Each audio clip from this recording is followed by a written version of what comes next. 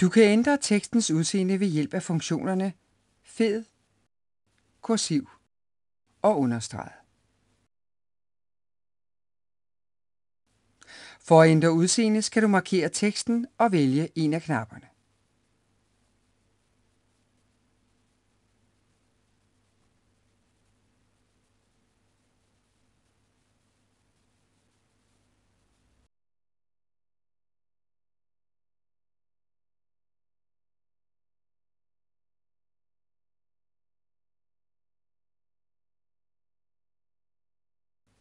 Du kan også ændre udseende, mens du skriver ved først at klikke på en af knapperne.